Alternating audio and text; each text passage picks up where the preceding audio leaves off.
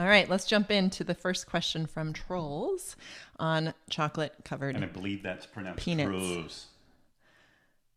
Chocolate-covered peanuts. Chocolate covered what? Excuse me? Okay, he says, Manx you. Man. I normally base my diet on paleo principles, but for the past month, I've been eating roughly 400 grams of sugar and chocolate-coated peanuts a day. Hey, I just have to pause here. 400 grams for all of us dirty Americans.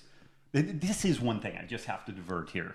The fact that we do not use the metric system is a embarrassment to me. I just have to say that as an aside. But 454 grams, if I recall correctly, is a pound in the old English system. So he's eating damn near pound about of 3/4 of a chocolate-covered pound of peanuts. chocolate-covered peanuts. That's a lot. What are you saying? Peanuts. Peanuts. Okay.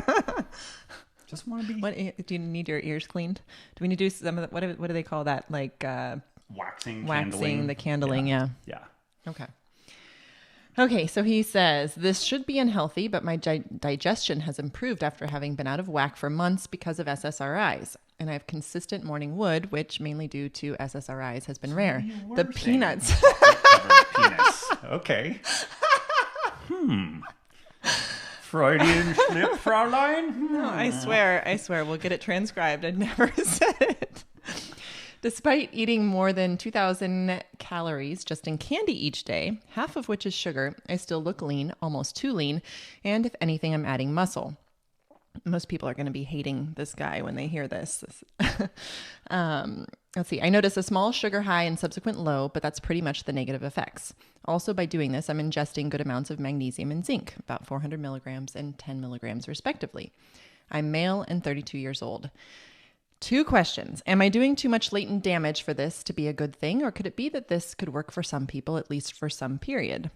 And how do I make sense of obesity epidemics, the grocery shoppings of fat people, and energy balance when I can consume much more than 2,700 calories a day and stay lean? I don't think I work out much, and many days I also eat an energy-rich evening meal. Those are good questions. This is actually a really good, there's a lot of stuff going on here, including peanuts and penis, apparently.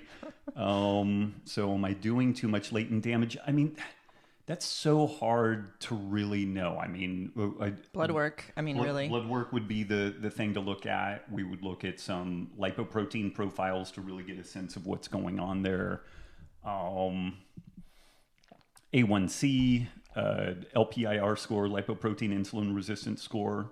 Again, we're working on some stuff, so you folks will have some great resources in that regard. But you know, generally, if your sleep is good, if morning wood is good, or in the case of females, like just good libido and you're generally feeling good. I mean, the fact that you get a little high, a little low after this, I don't know that that's that concerning. I'm not really a huge Ray Peat fan, but I mean, he makes the case that sometimes some sugar or some additional carbs, or there's some magic between fructose and sucrose and stuff like that. And maybe some of that's going on here, you know, and although low carb and ketogenic diets are the bee's knees for some people, they're not great for everybody. So but it has a month. So he's been doing this for a month. Is a month long? I mean, for some people, certainly, like even like a day of this they would notice adverse effects. But I mean, if he continues this for 3 months, 6 months, like. It could just be something, the simplest thing to maybe track is like A1C, because he is consuming a lot of sugar. Right. So we could go get a A1C test kit at any pharmacy. I think even in Europe you can still get that. Like they make a lot of stuff, you know, prescription only, but I think you can still buy those over the counter. And I would just track that. And then also like body composition seems to be good, so long as body composition, performance, leanness, you know, sexual function, all that stuff seems good, then it seems hard to really, you know, vilify this thing. And as an aside, like if this stuff is dark chocolate, which it's probably not like 85% dark chocolate, they just seem to not do that when they do like chocolate covered nuts and stuff like that. But still, cocoa has a lot of interesting, good stuff in it. So from the kind of phytonutrient perspective,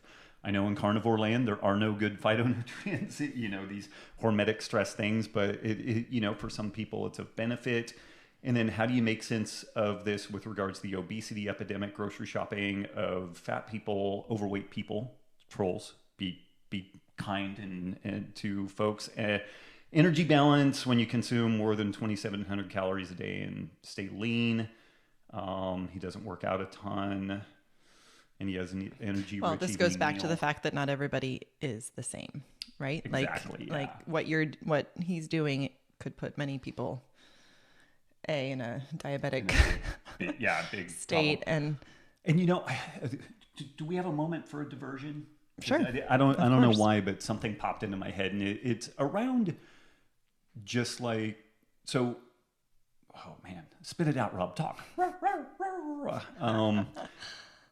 So the evidence-based nutrition folks really like to poop, they'll spend a ton of time saying, sugar really isn't a problem, and they're citing these metabolic ward studies, and nobody lives in a metabolic ward. And this is an interesting example where you could make the case that it's probably a hyperpalatable food, or at least damn tasty. And it certainly is, it's probably the largest contribution calorically to his diet currently. Mm-hmm. So it's kind of, but again, within the constraints of what Troels has going on, it seems to be working for him. But I was thinking back about my mom's kind of health journey, and I think I've related in books and podcasts. She's, as far as I can remember, she always had health problems. And then she and my grandmother joined this thing, TOPS, taking off pounds sensibly. And it was like this calorie counting deal, and they went each week and they had these meetings and everything. And I remember my mom was eating super low fat, super high carb. This is when we bought our first popcorn popper and all this stuff. And she got the lightest that she ever was that I can remember in her adult life.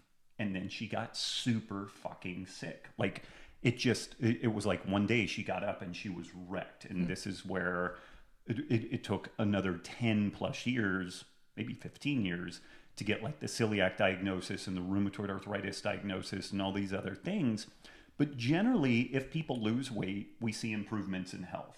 And I don't know if, say, like maybe her cardiovascular disease profile improved, but for some reason, like her autoimmune stuff took off. I don't know if she caught a virus that kicked it over. Like I just don't remember any of that stuff. But it is interesting that at some point, the food quality stuff does add up, and it does matter. And just losing weight isn't always the route to ultimate health. And again, I don't know why this stuff happened with my mom, but for some reason, it's been popping up in my head a lot because of some of the stuff that's gone on where it's held up as, so long as you lose weight, everything's going to be good. And this was not the fucking case for her. Now, N equals 1, and there's all kinds of other circumstances.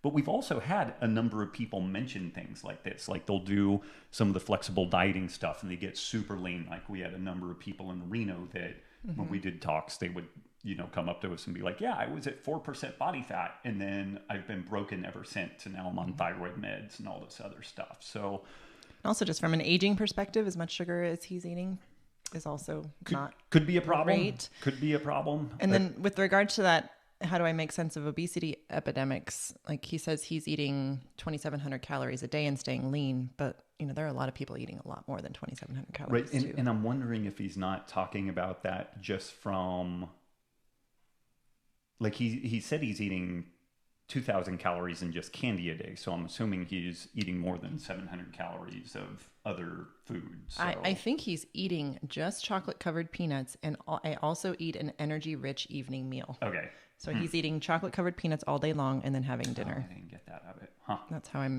rating then it. Some of what's going on there is some otherwise caloric restriction from everything else. So, I mean, if this was layered onto, 3 meals a day, there might be some serious problems.